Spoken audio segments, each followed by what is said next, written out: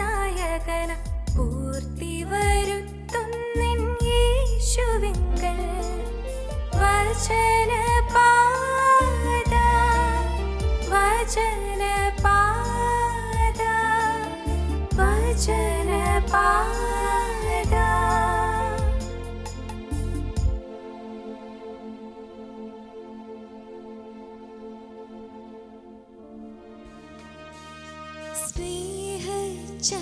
സ്നേഹച്ചരടുകളാൽ എന്നെ യേശു ചേർത്തു ബന്ധിച്ചു, തൻ കുരിശു എന്നെ ഒന്നിച്ചു, ഞാനെല്ലാം തന്നിലർപ്പിച്ചു, ഞാനെല്ലാം തന്നിലർപ്പിച്ചു.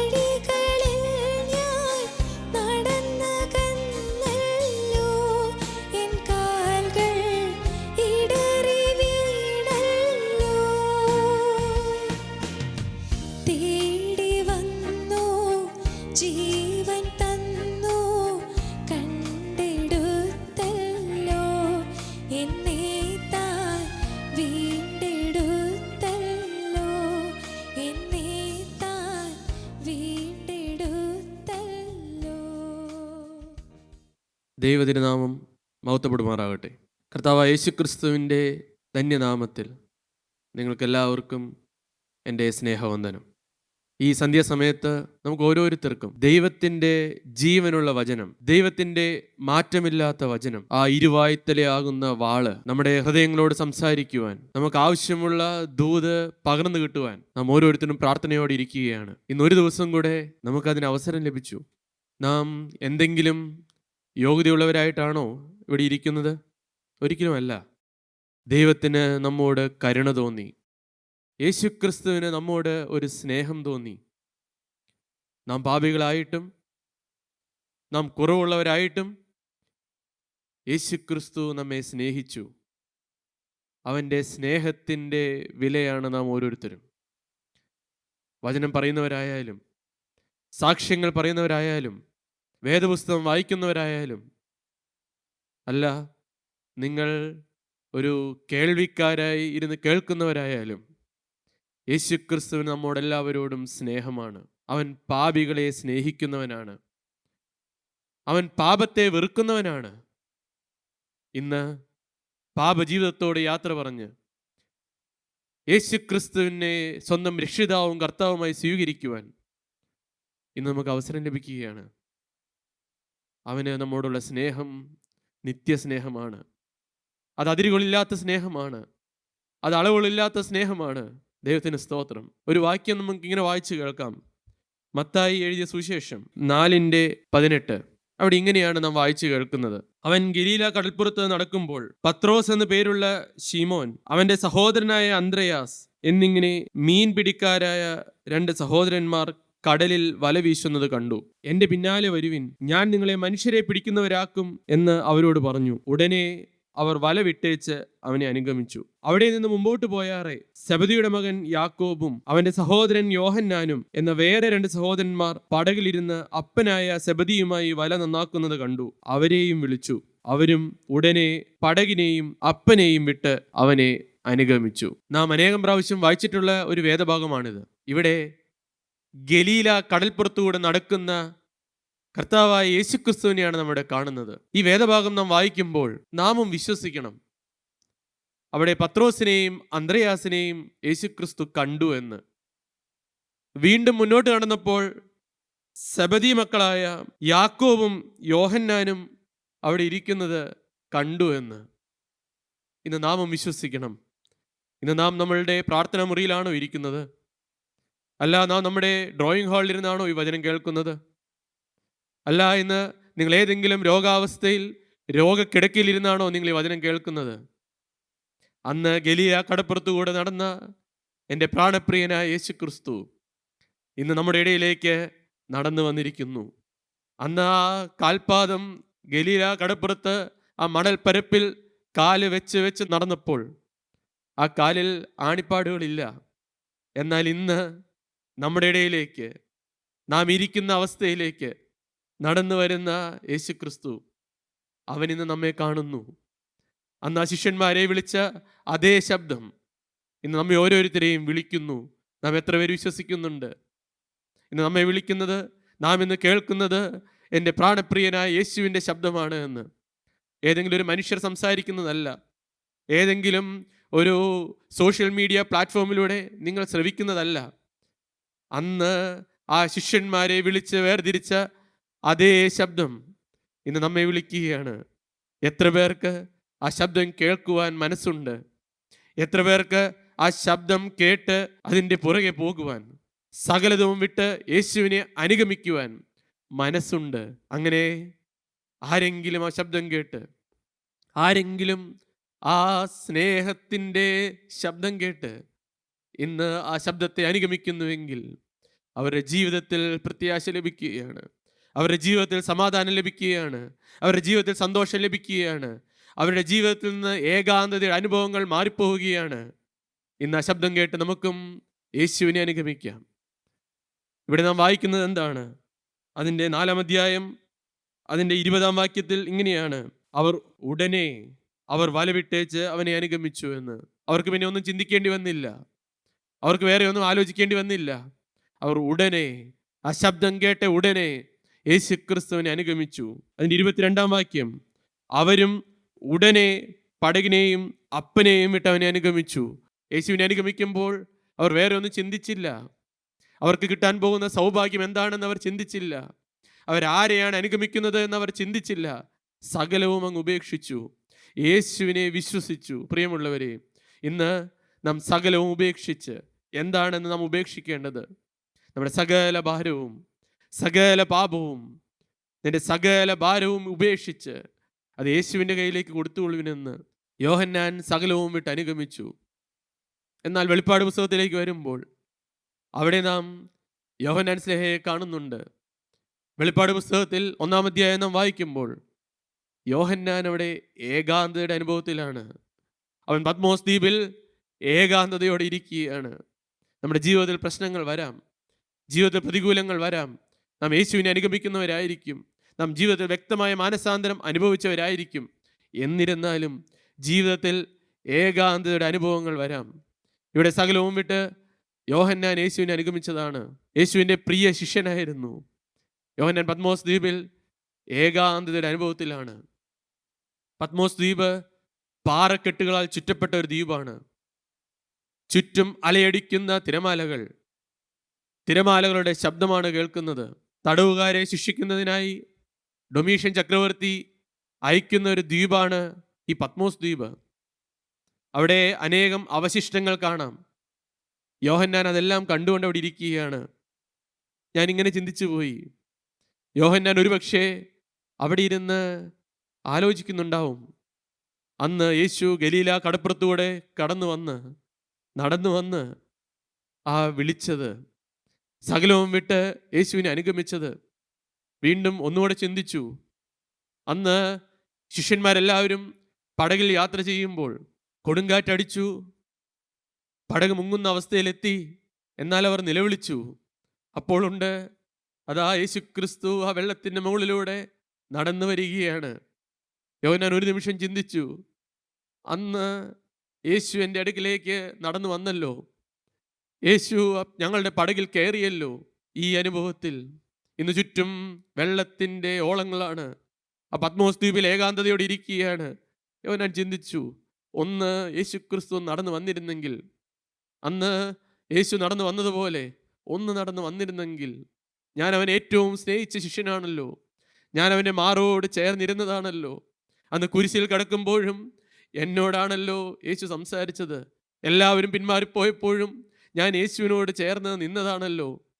ഇതെല്ലാം ചിന്തിച്ചുകൊണ്ട് യോഹന്നാൻ ആ കഴിഞ്ഞ നല്ല നാളുകളെല്ലാം അയവിറക്കിക്കൊണ്ട്, എന്നാൽ തികഞ്ഞ പ്രത്യാശയോടെ, ഞാൻ ആരെയാണ് അനുഗമിക്കുന്നത് എന്നുള്ള ഉറച്ച വിശ്വാസത്തോടെ, എന്നെ വിളിച്ചത് ആരാണ് എന്നുള്ള ഉറച്ച വിശ്വാസത്തോടെ ഏകാന്തത അനുഭവത്തിൽ യോഹന്നാൻ ഇരിക്കുകയാണ്, പ്രാർത്ഥിച്ചുകൊണ്ടിരിക്കുകയാണ്, ധ്യാനിച്ചുകൊണ്ടിരിക്കുകയാണ്. പ്രിയമുള്ളവരെ, ആരെങ്കിലും ഇന്ന് വചനം കേൾക്കുന്ന ആരെങ്കിലും ഏകാന്തതയുടെ അനുഭവത്തിൽ ഇരിക്കുന്നുണ്ടോ?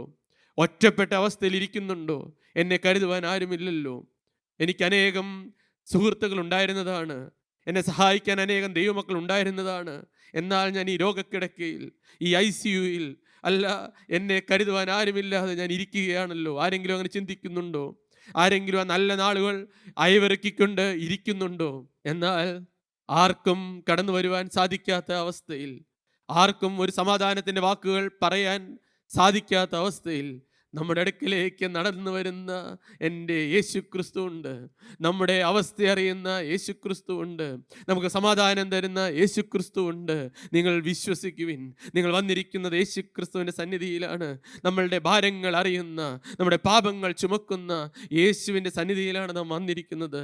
എന്താണ് അവിടെ വായിക്കുന്നത്? വെളിപ്പാട് പുസ്തകം 1-ാം അധ്യായത്തിൽ നാം വായിക്കുകയാണ്. അതിൻ്റെ 10-ാം വാക്യത്തിൽ ഇങ്ങനെയാണ്: കർത്തൃ ദിവസത്തിൽ ഞാൻ ആത്മവിവശനായി എന്ന്. ആ കർത്തൃ ദിവസത്തിൽ, യേശുക്രിസ്തു സംസാരിക്കുന്ന ആ ദിവസത്തിൽ, ഇന്ന് നമ്മുടെ കർത്തൃ ദിവസമാണ്. യേശുക്രിസ്തുവിൻ്റെ വചനം കേൾക്കുന്ന ദിവസം അത് കർത്തൃ ദിവസമാണ്. ആ ഓരോ അവസരങ്ങളും കർത്താവ് തന്ന നിമിഷങ്ങളാണ്. അവിടെ യോഹന്നാൻ ആത്മവിവശനായി, ആത്മാവിനാൽ നിറഞ്ഞു. ആത്മാവ് കൊണ്ട്, ദൈവത്തിൻ്റെ പരിശുദ്ധാത്മാവ് കൊണ്ട് യോഹന്നാൻ്റെ ഹൃദയം നിറഞ്ഞു വന്നു എന്ന് അവിടെ നാം വായിക്കുകയാണ്. ആ ശബ്ദം കേട്ട് യോഹന്നാൻ ഒരു ശബ്ദം കേട്ടു. അയക്കുക, ദൂതയക്കുക എന്നുള്ള ഒരു ശബ്ദം കേട്ടു. യോഹന്നാൻ കേട്ടു, അവിടെ തിരിഞ്ഞു. എന്താണ് ഞാൻ കേൾക്കുന്ന ശബ്ദം? എന്താണ് ഞാൻ ആ കേൾക്കുന്ന മുഴങ്ങുന്ന ശബ്ദം? എന്താണ്? എന്താണ് യോഹന്നാൻ തിരിഞ്ഞപ്പോൾ കണ്ടത്? യോഹന്നാൻ ഒന്ന് തിരിഞ്ഞു നോക്കിയപ്പോൾ കാണുകയാണ്, തിരിഞ്ഞപ്പോൾ 7 പൊൻനിലവിളക്കുകളെയും, നിലവിളക്കുകളുടെ നടുവിൽ നിലയങ്കി ധരിച്ച് മാറത്ത് പൊൻകച്ച കെട്ടിയവനായി മനുഷ്യപുത്രനോട് സദൃശ്യനായവനെയും കണ്ടു. അവിടെ വേറെ ആരെയും കണ്ടില്ല. പ്രതിസന്ധികളാണ്, പ്രതിസന്ധികൾ മാറിയൊന്നുമില്ല. എന്നാൽ ആ ശബ്ദം കേട്ട് തിരിഞ്ഞപ്പോൾ ആരെയാണ് കണ്ടത്? തേജോമയനായ പൊൻനിലയങ്കി ധരിച്ച, മാറത്ത് പൊൻകച്ച കെട്ടിയ യേശു ക്രിസ്തുവിനെ കണ്ടു. ആ സകല പ്രതിസന്ധികളുടെ നടുവിൽ യേശുവിനെ കണ്ടു. വേറെ ആരെയും കണ്ടില്ല, യേശുവിനെ മാത്രം കണ്ടു. അപ്പോൾ എന്താണ് സംഭവിച്ചത്? അപ്പോൾ എന്താണ് ഉണ്ടായത്? യോഹന്നാൻ അവനെ കണ്ടിട്ട്, 17-ാം വാക്യം ഇങ്ങനെയാണ്: അവനെ കണ്ടിട്ട് ഞാൻ മരിച്ചവനെ പോലെ അവൻ്റെ കാൽക്കൽ വീണു. യേശുവിൻ്റെ കാൽക്കലേക്ക് അങ്ങ് വീണു. എന്തൊരു സമാധാനം! വേറെ ആരുടെ, ഏതെങ്കിലും മനുഷ്യരുടെ പുറകെയല്ല, യേശുവിൻ്റെ കാൽക്കൽ വീണു. അപ്പോൾ എന്താണ് സംഭവിച്ചത്? അവൻ വലങ്കൈ എൻ്റെ മേൽ വെച്ചു. ഭയപ്പെടേണ്ട, ഞാൻ ആദ്യനും അന്ത്യനും ജീവനുള്ളവനുമാകുന്നു. ഭയപ്പെടേണ്ട എന്നുള്ള ശബ്ദം, വലങ്കരം നമ്മളുടെ മേൽ വരുന്നു. യോഹന്നാൻ്റെ മേൽ ആ വലങ്കരം വെക്കുന്നു. ആണിപ്പാടുള്ള കരം, ആ പൊൻകരം ദൈവം യേശുക്രിസ്തു അവൻ്റെ തലമേൽ വെക്കുന്നു. ഭയപ്പെടേണ്ട എന്ന്. പ്രിയമകനെ, പ്രിയമകളെ, ഇന്ന് നമ്മോടും പറയുന്നത് അതാണ്. നിങ്ങൾ ഭയപ്പെടേണ്ട. നിങ്ങൾ ഏകാന്തതയുടെ അനുഭവത്തിലാണോ? നിങ്ങൾ ഭയപ്പെടേണ്ട. ദാ എൻ്റെ കരം നിന്നോട് കൂടെയുണ്ട്. ഈ ആണിപ്പാടുള്ള കരം നിന്നോട് കൂടെയുണ്ട്. എന്താണ് അതിനു വേണ്ടി നീ ചെയ്യേണ്ടത്? ഇന്ന് നീ അവൻ്റെ കാൽക്കൽ വീഴുക. നീ സകലം ഉപേക്ഷിച്ച് അവൻ്റെ കാൽക്കൽ വീഴുക. ഏകാന്തതയുടെ അനുഭവത്തിലാണെങ്കിൽ നീ അവൻ്റെ കാൽക്കലേക്ക് അങ്ങ് വീഴുക. ആ കാൽ കെട്ടിപ്പിടിക്കുക. ഇന്ന് നമ്മുടെ മേൽ ആ ആണിപ്പാടുള്ള കരം വെച്ച് നമ്മെ സമാധാനിപ്പിക്കും. നമ്മുടെ ജീവിതത്തിൽ നിന്ന് ഭയം മാറ്റിത്തരും. ഞാൻ ഭയമുള്ളൊരു വ്യക്തിയായിരുന്നു. എൻ്റെ ജീവിതത്തിൽ മരണഭയമുണ്ടായിരുന്നു. എൻ്റെ ജീവിതത്തിൽ പാപമുള്ളത് കൊണ്ട് ഞാൻ എപ്പോൾ വേണമെങ്കിലും മരിക്കാമെന്നും മരിച്ചാൽ നിത്യനരകത്തിൽ അവകാശിയാണെന്നുള്ള ചിന്തയിൽ ഞാൻ ഭയപ്പെട്ട് ജീവിച്ചൊരു വ്യക്തിയാണ്. എനിക്കെല്ലാം ഭയമായിരുന്നു. എന്നാൽ ഇന്ന് എൻ്റെ ജീവിതത്തിൽ പ്രത്യാശ തന്ന ദൈവം, പ്രത്യാശ തന്ന് എന്നെ വഴി നടത്തുന്ന യേശുക്രിസ്തു, ആ വലങ്കരം പിടിച്ച് എന്നെ നടത്തുന്ന യേശുക്രിസ്തു, അതെൻ്റെ അനുഭവമാണ്. എൻ്റെ ജീവിതത്തിൽ നിന്ന് ഭയം മാറ്റി തന്നു. എൻ്റെ ജീവിതത്തിൽ പാപത്തിന്മേലുള്ള ജയം തന്നു. ഞാൻ തികഞ്ഞവനായിട്ടല്ല, എൻ്റെ ജീവിതത്തിൽ ഇന്നും കുറവുകളുണ്ട്, എനിക്കറിയാം. എന്നാൽ എൻ്റെ ജീവിതത്തിൽ കുറവുകൾ ഒന്നൊന്നായി പിറക്കി മാറ്റിത്തരുന്ന എൻ്റെ യേശുക്രിസ്തുവിൻ്റെ സ്നേഹം, അവൻ എന്നോട് സ്നേഹമാണ്, അവൻ എന്നോട് വാത്സല്യമാണ്, അവൻ എന്നെ ചേർത്ത് പിടിക്കുകയാണ്. അവൻ തൻ്റെ മാർവോട് ചേർത്ത് എന്നെ പിടിക്കുകയാണ്. മകനെ, നീ ഭയപ്പെടേണ്ട, നിന്നെ വിളിച്ചവൻ ഞാനാണ്, നിന്നെ ഞാൻ വഴിയിൽ ഉപേക്ഷിച്ചിട്ട് പോവുകയില്ല, നിന്നെ ഞാൻ ചേർത്ത് പിടിച്ചുകൊള്ളാമെന്ന് പറഞ്ഞ് നമ്മെ ചേർത്ത് പിടിക്കുന്ന സ്നേഹം യോഹന്നാനെ പ്രത്യാശ കൊടുത്തു. യോഹന്നാന് ദൂത് കൊടുത്തു. അവന് അവൻ്റെ ഹൃദയത്തിൽ സമാധാനം കൊടുത്തു. അവന് ജീവിതത്തിൽ പ്രത്യാശ കൊടുത്തു. അവൻ ഏകാന്തത അവന് മധുരകരമാക്കി കൊടുത്തു. പ്രിയമുള്ളവരെ, നമ്മുടെ ജീവിതത്തിൽ ഏകാന്തതയുടെ അനുഭവത്തിൽ യേശുവിനെ കാണുക. യോഹന്നാൻ യേശുവിനെ കണ്ടു. അവൻ്റെ ജീവിതത്തിൽ നിന്ന് ഭയം മാറ്റി കൊടുത്തു. അവൻ്റെ ജീവിതത്തിൽ പ്രതിസന്ധികൾ മാറിയില്ല. അപ്പോഴും തിരമാലകൾ ആഞ്ഞടിക്കുന്നുണ്ട്. എന്നാൽ അതിൻ്റെ എല്ലാം മധ്യത്തിൽ, പ്രതിസന്ധികളുടെ മധ്യത്തിൽ യേശുവിനെ കാണുന്നു. ഹൃദയത്തിൽ സമാധാനം കിട്ടുന്നു. പ്രിയമുള്ളവരെ, ഇന്ന് നാം അസമാധാനം അനുഭവിക്കുക. നാം വേദപുസ്തകത്തിൽ വീണ്ടും വായിക്കുന്നുണ്ട്. വീണ്ടും ഏകാന്തതയുടെ അനുഭവത്തിലിരിക്കുന്ന വ്യക്തികളെ നാം കാണുന്നുണ്ട്. നമുക്കൊരു വ്യക്തിയെ കൂടെ ചിന്തിക്കാം. ആ വ്യക്തി ജനസമൂഹങ്ങൾക്കിടയിൽ ആണ് ഏകാന്തമായിട്ടിരിക്കുന്നത്. നമുക്ക് വായിച്ചു കേൾക്കാം. യോഹന്നാന്റെ സുവിശേഷം 5-ാം അധ്യായം 2-ാം വാക്യം മുതൽ നമുക്കൊന്ന് വായിച്ചു കേൾക്കാം. യെരുശലേമിൽ ആട്ടുവാതിൽക്കൽ ബെഥസ്ദ എന്ന എബ്രായ പേരുള്ള ഒരു കുളമുണ്ട്. അതിൽ 5 മണ്ഡപമുണ്ട്. അതിന്റെ 5-ാം വാക്യം ഇങ്ങനെയാണ്: എന്നാൽ 38 ആണ്ട് രോഗം പിടിച്ചു കിടന്ന ഒരു മനുഷ്യൻ അവിടെ ഉണ്ടായിരുന്നു. അവൻ കിടക്കുന്നത് യേശു കണ്ടു. ഇങ്ങനെ ഏറിയ കാലമായിരിക്കുന്നു എന്നറിഞ്ഞു. നിനക്ക് സൗഖ്യമാകുവാൻ മനസ്സുണ്ടോ എന്ന് അവനോട് ചോദിച്ചു. നമുക്കറിയാമല്ലോ ഈ സംഭവം. അവനും ഏകാന്തതയിലാണ്. ചുറ്റും ജനങ്ങളെല്ലാം ഉണ്ട്, ചുറ്റും ആൾക്കാരെല്ലാം കൂടുന്നുണ്ട്. എന്നാൽ അവൻ ഏകാന്തതയിലാണ്, അവൻ നിരാശയിലാണ്. നാം ഒന്ന് ചിന്തിച്ചു നോക്കിക്കേ. നമ്മുടെ സമൂഹങ്ങളിലേക്ക് നോക്കുമ്പോൾ നാം ഇന്നൊരു സാമൂഹിക ജീവി തന്നെയാണ്. നമുക്കിന്ന് സൊസൈറ്റീസ് ഉണ്ട്. പുറമേ സന്തോഷമുണ്ട്, പുറമേ നാം ചിരിക്കുന്നുണ്ട്, പുറമേ നാം വർത്തമാനങ്ങൾ പറയുന്നുണ്ട്. മനുഷ്യർ നോക്കുമ്പോൾ നാം തികഞ്ഞ സന്തോഷത്തിലാണ്. എന്നാൽ ഒരു ഏകാന്തതയുടെ അനുഭവം, ഹൃദയം നിറയെ നിരാശയാണ്. ജീവിതത്തിൽ എന്നും ദുഃഖമാണ്. എന്തെല്ലാമോ കാരണങ്ങൾ കൊണ്ട് ജീവിതത്തിലേക്ക് തിരിഞ്ഞു നോക്കുമ്പോൾ നിരാശപ്പെടാൻ മാത്രമേ കാര്യങ്ങളുള്ളൂ. ഭാവിയെക്കുറിച്ച് ഓർക്കുമ്പോൾ ഇനി എന്താണ് ചെയ്യുക? ഇവിടെ ഈ തളർവാദ രോഗി, അദ്ദേഹം നോക്കുമ്പോൾ പലരും വന്ന് സൗഖ്യം പ്രാപിച്ചു പോകുന്നുണ്ട്. അദ്ദേഹം ആ കുളക്കരയിൽ തന്നെയാണ് കിടക്കുന്നത്. പലരും സൗഖ്യം പ്രാപിക്കുന്നുണ്ട്, എല്ലാം കാണുന്നുണ്ട്. എന്നാൽ അദ്ദേഹത്തിന് സാധിക്കുന്നില്ല. ഞാൻ എൻ്റെ ജീവിതത്തിലേക്ക് തിരിഞ്ഞു നോക്കുമ്പോൾ, ഞാനൊരു കൂട്ടായ്മ അനുഭവത്തിൽ ജീവിച്ചിരുന്ന ഒരു വ്യക്തിയാണ്. വളരെ ചെറുപ്രായം മുതൽ വചനം കേട്ടു വളർന്ന ഒരു വ്യക്തിയാണ്. അനേകം വ്യക്തികളുടെ മാനസാന്തരം ഞാൻ കണ്ടിട്ടുണ്ട്. അനുഭവ സാക്ഷ്യങ്ങൾ ഞാൻ കേട്ടിട്ടുണ്ട്. ജയത്തിൻ്റെ സാക്ഷ്യങ്ങൾ ഞാൻ കേട്ടിട്ടുണ്ട്. പാപത്തിന്മേൽ ജയം തരുന്ന യേശുക്രിസ്തു ഉണ്ട് എന്ന് ഞാൻ കേട്ടിട്ടുണ്ട്. യേശുക്രിസ്തുവിൻ്റെ തിരുരക്തം സകല പാപവും പോക്കി നമ്മെ ശുദ്ധീകരിക്കുമെന്ന് ഞാൻ കേട്ടിട്ടുണ്ട്, ഞാൻ പറഞ്ഞിട്ടുമുണ്ട്. എന്നാൽ എൻ്റെ ചെറുപ്രായങ്ങളിൽ, എൻ്റെ യൗവന പ്രായത്തിൽ ഞാൻ ചിന്തിച്ചു, എനിക്കിതൊന്നും സാധിക്കുന്നില്ലല്ലോ എന്ന്. ശരിയാണ്, വചനം കേൾക്കുന്നുണ്ട്, അത്ഭുതങ്ങൾ കാണുന്നുണ്ട്. എന്നാൽ എൻ്റെ ജീവിതത്തിൽ പാപത്തിന്മേൽ ജയമില്ല. എനിക്കിതൊന്നും സാധിക്കുന്നില്ല. ഞാൻ തന്നെ എൻ്റെ ഹൃദയത്തോട് പറഞ്ഞു, ഇതൊന്നും എനിക്ക് സാധിക്കുന്ന കാര്യമല്ല. ഞാൻ തന്നെ എഴുതി വെച്ചു, ഇതൊന്നും എനിക്ക് സാധിക്കുന്ന കാര്യമല്ല. മറ്റുള്ളവർക്കൊക്കെ സാധിക്കുമായിരിക്കും. പാപത്തിന്മേൽ ജയം കിട്ടുക എന്നോ, അശുദ്ധിയുടെ മേൽ ജയം കിട്ടുക എന്നോ, സിനിമയുടെ മേൽ ജയം കിട്ടുക എന്നോ, കോപ സ്വഭാവത്തിന്മേൽ ജയം കിട്ടുക എന്നോ, ഈ ലൗകികമായ സുഖങ്ങളുടെ മേൽ ജയം കിട്ടുക എന്നോ, യേശുക്രിസ്തുവിനായി ജീവിക്കുക എന്നോ, ഇതൊക്കെ ഒരു പ്രസംഗപീഠത്തിൽ നിന്ന് പറയുവാൻ എളുപ്പമാണ്. ഞാൻ ചിന്തിച്ചതാണ് അങ്ങനെയല്ല. ഇതെല്ലാം പ്രസംഗിക്കുവാൻ എളുപ്പമാണ്. എന്നാൽ ഇതൊന്നും മനുഷ്യർക്ക് സാധിക്കുന്ന കാര്യമല്ല, പ്രത്യേകിച്ച് ഒരു യൗവനക്കാരന്. ഈ രോഗിയുടെ അവസ്ഥ തന്നെയായിരുന്നു എൻ്റെയും. അനേകം നാളുകൾ, അനേകം കൊല്ലങ്ങൾ ഞാൻ എങ്ങനെ നിരാശയിൽ ജീവിച്ചുപോയി. വചനം കേൾക്കാൻ വരും, എന്നാൽ ഞാൻ തല കുമ്പിട്ടവനായിരുന്നു. വചനം കേൾക്കും, തീരുമാനങ്ങൾ എടുക്കും, എന്നാൽ നിലനിൽക്കാൻ സാധിക്കുന്നില്ല. പ്രിയമുള്ളവരെ, നിങ്ങൾ ആരെങ്കിലും അങ്ങനെ വചനം കേൾക്കുന്നവരുണ്ടോ?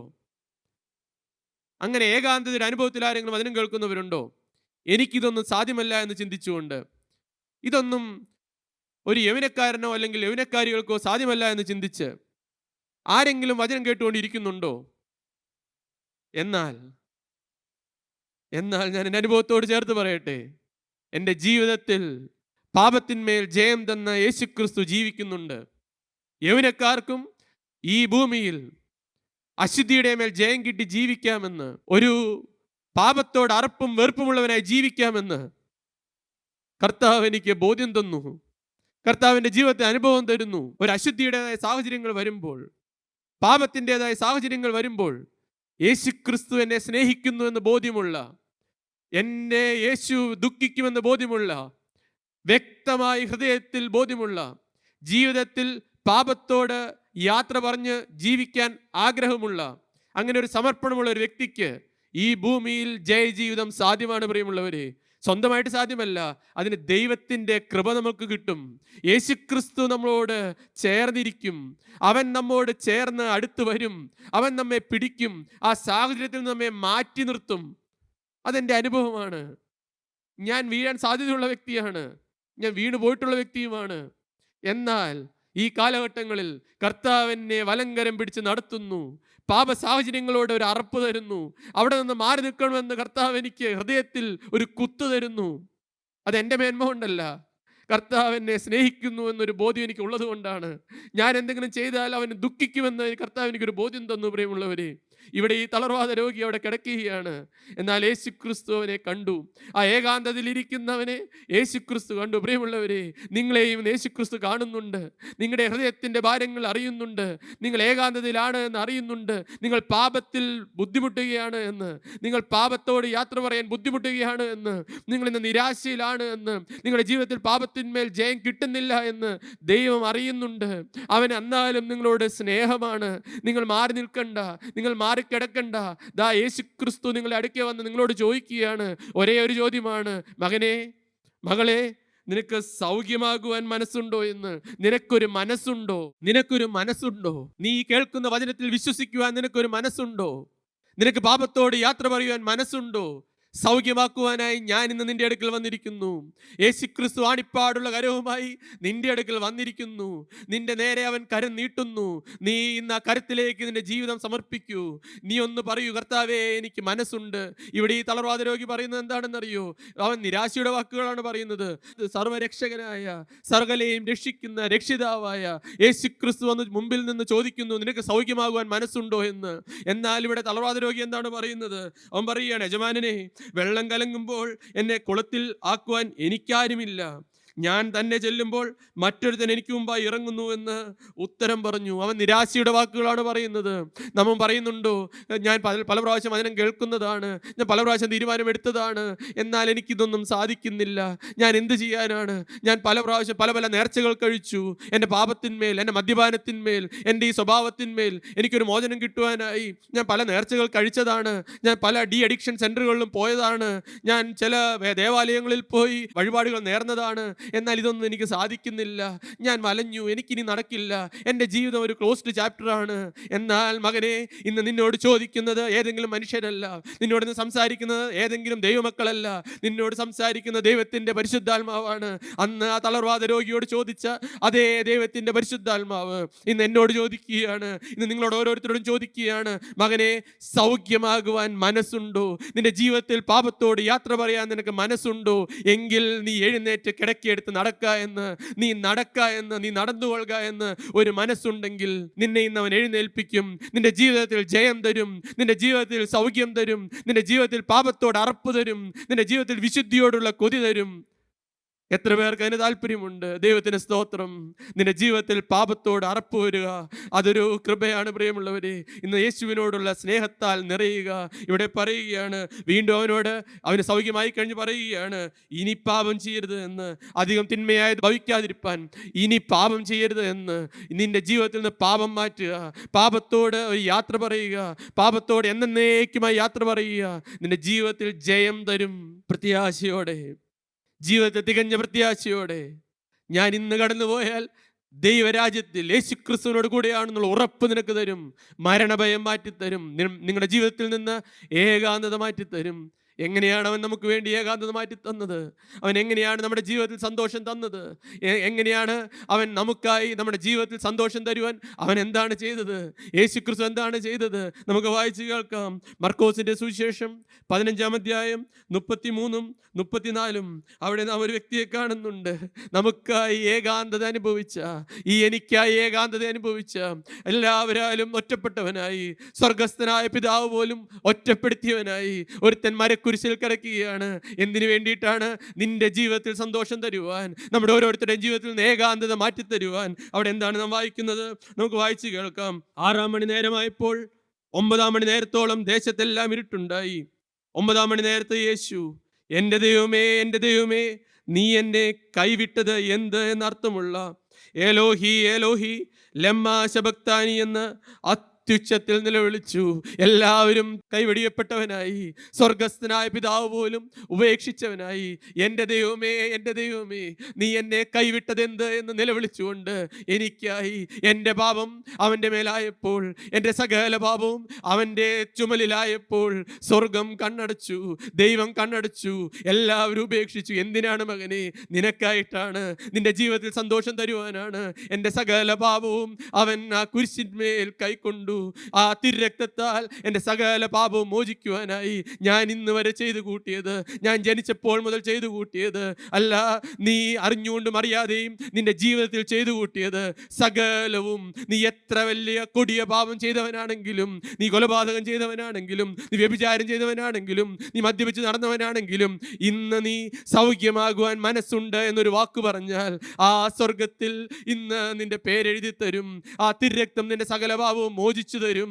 ആ കുരിശിൽ എനിക്കായി ഏകാന്തത വഹിച്ച എൻ്റെ പ്രാണപ്രിയനായ യേശു ക്രിസ്തു ഇന്ന് നിങ്ങളുടെ അടുക്കൽ വന്ന് നിൽക്കുന്നു, ഇന്നെ അടുക്ക് വന്ന് നിൽക്കുന്നു. നിന്നോടും ചോദിക്കുന്നു, മകനെ, നിനക്ക് സൗഖ്യമാകാൻ മനസ്സുണ്ടോ? നീ എൻ്റെ തിരുരക്തം കാണുന്നില്ലേ? നീ എൻ്റെ ആണിപ്പാടുകൾ കാണുന്നില്ലേ? നിനക്ക് വേണ്ടി ഞാൻ ചൊരിഞ്ഞ തിരുരക്തം ഇന്ന് നീ അനുഭവിക്കുന്നുണ്ടോ? അത് നീ വിശ്വസിക്കുന്നുണ്ടോ? ആ തിരുരക്തം നിന്റെ സകല പാപവും പോക്കി നിന്നെ ശുദ്ധീകരിക്കുമെന്ന് നീ വിശ്വസിക്കുന്നുണ്ടോ? എങ്കിൽ ഇതാ ഈ തിരുരക്തം നിന്റെ മേൽ വീഴുകയാണ്. അത് നിന്റെ രോഗങ്ങൾ മോചിക്കുക നല്ലതാണ്. അത് നിന്റെ സകല പാപവും മോചിച്ചു തരും. നീ ഇന്ന് അനുഭവിക്കുന്ന സകല പ്രശ്നങ്ങൾക്കും പരിഹാരം തരും. പ്രിയമുള്ളവർ, എത്ര പേര് അത് വിശ്വസിക്കുന്നുണ്ട്? അങ്ങനെ വിശ്വസിക്കുന്നവർക്ക് എൻ്റെ സകല പാപവും യേശു ക്രിസ്തു കഴുകിത്തരുമെന്ന് ഞാൻ ഇന്ന് ഒരു സമർപ്പണം എടുത്താൽ, എൻ്റെ പാപത്തോട് യാത്ര പറഞ്ഞാൽ എൻ്റെ സകല പാപവും അവൻ കഴുകിത്തരുമെന്ന് വിശ്വാസമുള്ളവർക്ക് നമുക്ക് നമ്മുടെ തലകളെ വണക്കാം, നമുക്ക് പ്രാർത്ഥിക്കാം. കർത്താവേ, നീ ഇന്ന് എൻ്റെ അടുക്കൽ വന്ന് നിൽക്കുന്നു എന്ന് ഞാൻ വിശ്വസിക്കുന്നു. നീ എനിക്ക് വേണ്ടി ഏകാന്തത വഹിച്ചു എന്ന് ഞാൻ വിശ്വസിക്കുന്നു. കർത്താവേ, ഞാൻ തകർന്നവനായി, ഏകാന്തതയിൽ ആരോരുമില്ലാതെ, എനിക്കൊരു സഹായമില്ലാതെ, പാപത്തിന്മേൽ ജയം ഭരിക്കാനാവാതെ ഞാൻ നിരാശയോടെ നിന്റെ സന്നിധിയിൽ വരികയാണ്. നീ ഇന്ന് നിന്റെ തിരുരക്തം ഇന്ന് എൻ്റെ സകല പാപവും പോക്കി എന്നെ ശുദ്ധീകരിക്കുമെന്ന് ഞാൻ വിശ്വസിക്കുന്നു. ഞാൻ എൻ്റെ ജീവിതം, എല്ലാവരാലും ഒറ്റപ്പെടുത്തിയ ജീവിതം, ആ പിശാച് ഊറ്റിക്കുടിച്ച എൻ്റെ ജീവിതം ഞാൻ ഇന്ന് നിന്റെ കൈകളിലേക്ക് തരികയാണ്. ഞാൻ സാത്താനോട് യാത്ര പറയുകയാണ്, എൻ്റെ സകല പാപങ്ങളോടും യാത്ര പറയുകയാണ്. ഞാൻ എൻ്റെ യേശുവിനെ സ്വന്തം രക്ഷിതാവും കർത്താവുമായി സ്വീകരിക്കുകയാണ്. കർത്താവേ, എൻ്റെ ഈ ജീവിതം ഒന്ന് കൈക്കൊള്ളണമേ. നിന്റെ ആണിപ്പാടുള്ള കരമൊന്ന് എൻ്റെ മേൽ നീട്ടി, എൻ്റെ മേലൊന്ന് വെച്ച് എന്നെ ഒന്ന് അനുഗ്രഹിക്കണമേ. എൻ്റെ പേര് ജീവൻ്റെ പുസ്തകത്തിൽ എഴുതി തരണമേ. കർത്താവേ, ഞാൻ പ്രാർത്ഥിക്കുന്നു. ഞങ്ങൾ ഓരോരുത്തരും ഞങ്ങളുടെ ജീവിതം സമർപ്പിക്കുന്നു. ഞങ്ങൾക്ക് നീ തന്ന വചനത്തിനായി സ്തുതി. നീ ഞങ്ങളുടെ ജീവിതത്തിൽ സന്തോഷം തരുന്നതിനായി സ്തുതി. നീ ഞങ്ങളുടെ ജീവിതത്തിൽ സമാധാനം തരുന്നതിനായി സ്തുതി. ഒരിക്കൽ കൂടി ഞങ്ങളെ മുഴുവനായി സമർപ്പിക്കുന്നു. സകലവും യേശുവിൻ നാമത്തിൽ ചോദിക്കുന്നു. കൃപയോടെ കേട്ട് ഉത്തരമരുളണമേ. ആമീൻ.